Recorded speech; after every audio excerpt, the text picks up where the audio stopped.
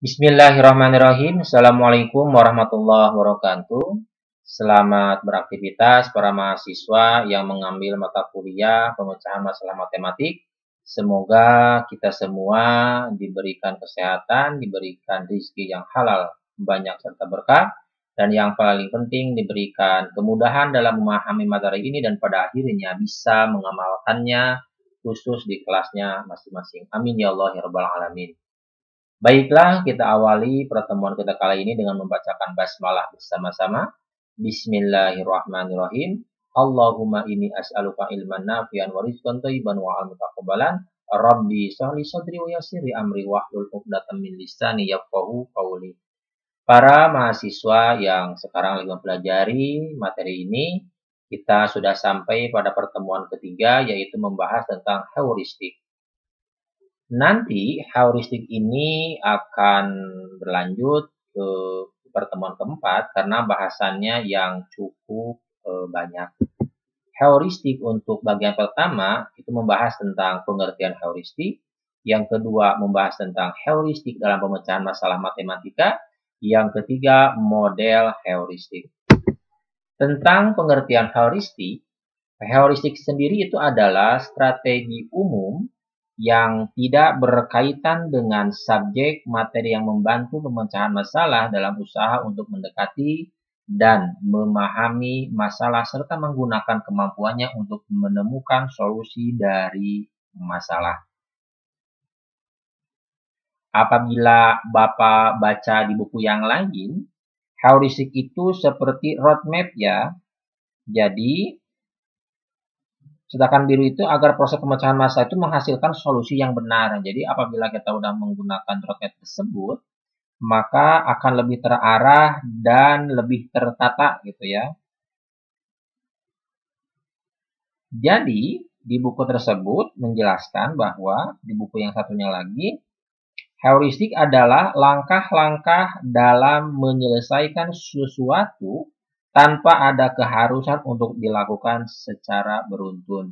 Jadi di sini ya, di sini adalah usaha untuk mendekati dan memahami masalah serta menggunakan kemampuannya untuk menemukan solusi dari masalah. Di sini menggunakan kemampuannya untuk menemukan solusi masalah itu bisa bebas. Jadi di sini tanpa ada keharusan untuk dilakukan secara beruntun. Yang penting permasalahan itu selesai.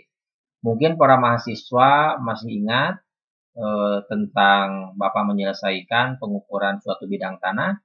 Apabila Bapak menggunakan pendekatan heuristik, maka Bapak akan memberikan roadmap-nya dulu. Apa roadmap-nya? Pertama, berarti kita harus mengetahui rumus bangun datarnya dulu. Setelah bangun datar, kita tahu apakah menghitung yang besarnya dulu atau yang kecilnya dulu. Setelah udah dihitung, mau yang kecil yang besarnya dulu, udah ada angka-angkanya. Karena angka-angka tersebut bisa dikatakan bisa akurat ataupun bisa tidak, karena ada yang kayak lingkaran atau tembereng.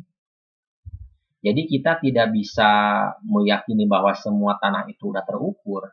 Akan tetapi boleh jadi kita udah ada kesepakatan antara yang menjual dengan yang membeli. Kita menyodorkan angka. Nih angkanya misalnya tumbakannya itu misalnya 30 tumbak, 5 misalnya. Tetapi kalau yang penjualnya ridho, ya udah 30 tumbak saja, itu permasalahan bakal beres. Jadi walaupun tanpa diukur ataupun dengan diukur, yang penting permasalahan itu selesai gitu ya. Akan tetapi pengertian heuristik di sini adalah subjek ini membantu pemecahan masalah dan usaha mendekati dan memahami masalah serta menggunakan kemampuannya untuk menemukan solusi dari masalah yang kita hadapi. Jadi antara pengertian yang di buku pertama dengan buku kedua itu ada keterkaitan. Jadi heuristik ini bisa berupa langkah-langkah dalam menyelesaikan suatu permasalahan tanpa ada keharusan untuk dilakukan secara beruntun. Jadi keberuntun itu, Bapak ulangi lagi, dari mulai misalnya seharusnya nih mengukurnya itu yang besarnya dulu, yang kecil baru enggak. Ketika misalnya permasalahannya antara yang penjual dan pembeli udah deal dan ingin meyakinkan saja, itu enggak jadi masalah ya. Kita lanjut saja ke yang kedua, heuristik dalam pemecahan masalah. Menurut Folia, cara penyelesaian pemecahan masalah itu membuat 4 langkah. Yang pertama, memahami adalah intinya. Memahami permasalahan. Yang kedua, merencanakan, menyelesaikan itu masalah. Merencanakan. Yang ketiga, melaksanakan. Melaksanakan apa? Melaksanakan penyelesaian masalah tersebut. Yang keempat, memeriksa kembali apakah penyelesaian masalah kita sudah selesai atau belum. Kita kembali lagi dengan permasalahan Bapak dulu menghitung sebidang tanah. Yang pertama pemahaman terhadap permasalahan. Berarti ingat, antara sebidang tanah sekali lagi ditamsilkan dengan bangun datar beres. Itu tahap pertama. Tahap kedua, perencanaan. Kayaknya nih yang kembareng ini kayak yang segitiga. Itu perencanaan kan. Nanti yang besarnya dikasih ini patoknya A, B, C, D misalnya. Terus yang kecilnya nanti diterakhirkan. Yang ketiga, melaksanakan perencanaan. Udah direncanakan, kita eksekusi dengan apa? Diukur menggunakan pengukuran tersebut. Setelah diukur, diperiksa kembali berapa tumbak, misalnya sekian tumbak. Nah, koma-komanya mau ditambahkan karena ada tanah yang nggak keukur, ataupun mau seadanya hitungan kita, yang penting kita sudah melaksanakan, udah mulai memecahkan permasalahan antara mereka berdua.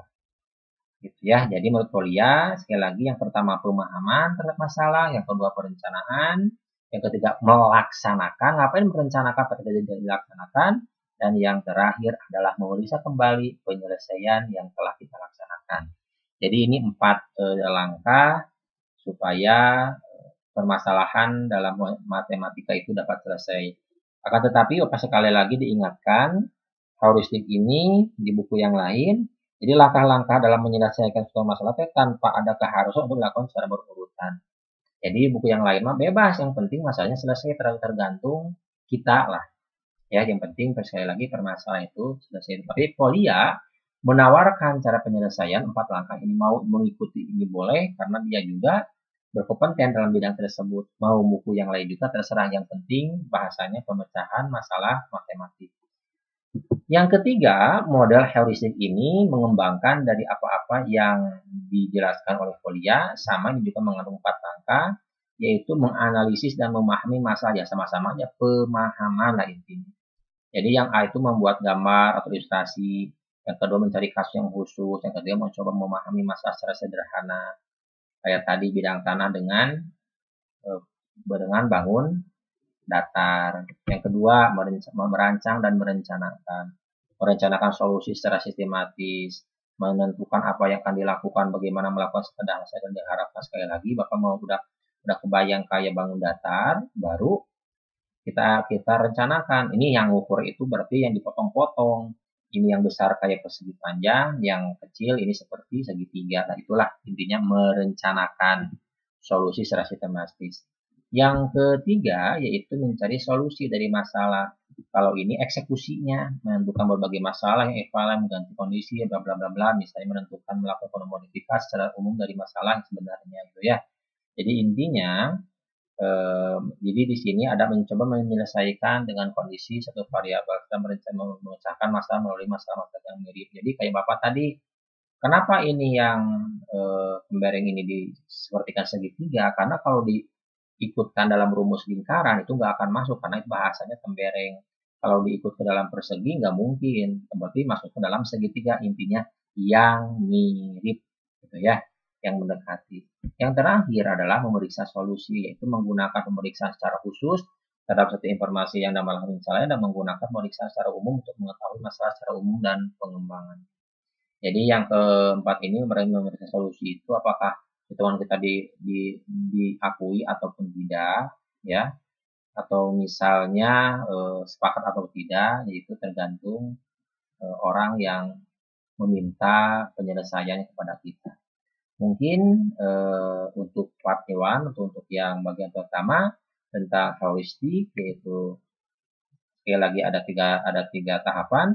Yang pertama adalah pengertian heuristik, yang kedua adalah heuristik dalam pemecahan masalah matematik, yang ketiga adalah model heuristik.